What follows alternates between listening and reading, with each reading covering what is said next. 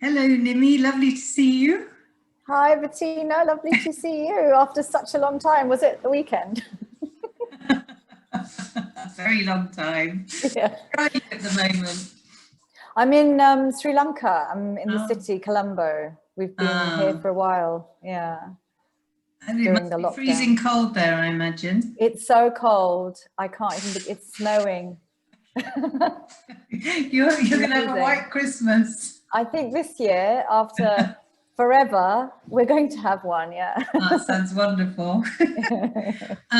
So you've been in this fantastic film, Funny Boy, which has had a really amazing response. Oh, Looks thank like you. it's going to be put forward for the Oscars, Mm. which is really exciting news. You must be completely thrilled. It is. It's extremely humbling, actually. You know, when you're a kid. Well, for me, when I was a kid, I dreamt of having something that I was in at the Oscars. But you never, you forget that dream and you carry on doing the job of acting and finding work and surviving.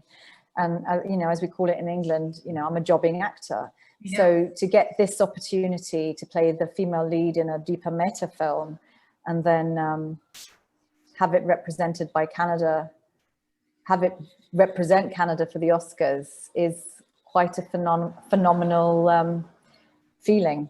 Yeah, you should be very Yeah. proud. It's very exciting. And your dreams Yeah. come true, which is Huh? your dreams have come true. Well, we'll see. I mean, we've got this far, which is great. So, That's brilliant. So yeah. how would you describe the film Funny Boy? Well, it's based on Shyam Selvadury's book, which is loosely based on his life. It's a book of fiction, but it is based on his experience in Sri Lanka when he was a small child to the point when he had to leave.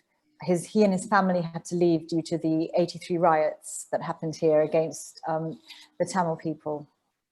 The film itself and the book is a coming of age story about this young boy who is gay and how he and his family, well, how his family don't really deal with it, but how he's trying to come to terms with it. And as the story unfolds about him, it lands right in the middle of the 83 riots, and before that, the discrimination that's becoming more and more heightened towards the Tamil people. And although, the issue of the discrimination towards the Tamil people is something that started much, much earlier in our history. I would say after colonialism and the way, governance was formulated here, and how we went back to, the prime minister at the time took the country to something called Swabasha, which means going back to your ethnic roots, which it actually meant a singular only nation where education and government officers, etc., were only in Sinhalese, the language Sinhalese, which is spoken by the majority here, alienating the Tamil people and, the Burghers as well, who are descendants of the Dutch and the Portuguese. And so it goes way back, and there were riots like this in the 50s and in the 70s. And so it wasn't something new, but this was exceptionally horrific. And so the film tackles this, and it causes this family to have to leave as refugees to Canada. And that's where the Yes. film ends, actually. Oh, did I just give that away? Oh well, don't worry. I think it's not. It doesn't take away from the film at all. So, but jumping ahead a bit, because I was thinking about talking about these issues later. But how many people? Do you know how many people were forced to leave Sri Lanka at the time because of these problems? I don't, but I know it was a lot of people, a lot of Tamil Yeah, people. Yeah. yeah, And because there was an exodus throughout the decades, not just in 83, but before that. Even the Burghers during during that time of Sinhala only, actually Australia opened their doors. If anyone had white blood, they were able to leave. So the Burghers had a chance to leave then, not the Tamils. right. But yes, there's been an exodus throughout our history of people leaving. because it's not because they don't feel welcome here, which is very wrong. I mean, it's some of wrong them not to feel welcome. Do some of them go to India or other? Yes, there was a big exodus to India, and you know there are communities of Tamil diaspora all over the world, in Europe, in England, in Canada, in America. Because I know I have a friend who was born in Sri Lanka, and when she goes to India, she actually has visa issues that people who are not born in Sri Lanka don't have. Like she's only allowed to get a 3-month visa as opposed to... Is she on a British passport? Yeah. Yes, it's more difficult for somebody on a British passport to get a visa to India than really? it is for Why somebody is that? with a Sri Lankan.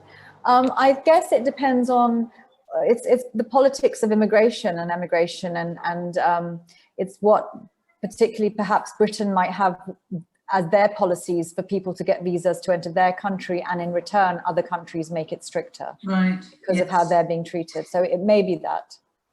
Like a tit for tat. Possibly, yeah. Possibly. Yeah. Well, when I went to Sri Lanka, I didn't have any problems on my passport. Getting a visa was very straightforward. You know, you just go online, don't you? Yeah, much easier than going to India. Yeah. Visa, but exactly. Yeah, it was quite straightforward. To the film. Yeah. How did it come about that you got this part?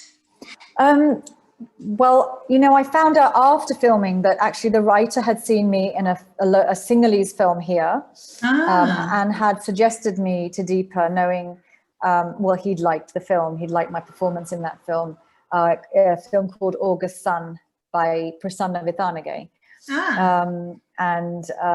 So about 3 years ago, I was still filming season 2 of Good Karma Hospital. Yes.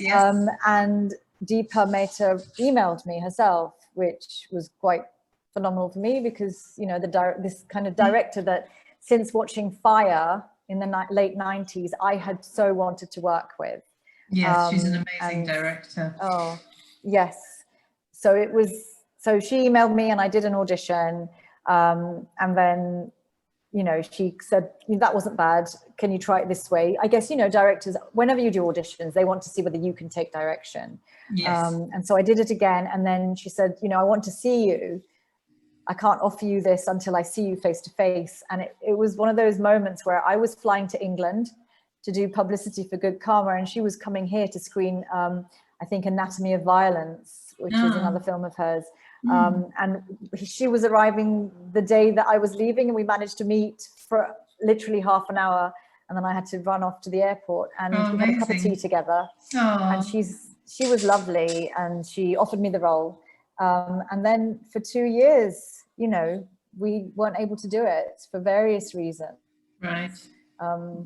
And then finally last year we did, yeah. And where was it filmed? Was it filmed in Sri Lanka or somewhere else? It was filmed here.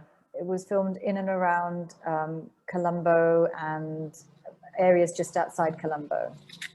And some of the houses in the film look really spectacular, like incredible mansions. I mean, really amazing. Yes.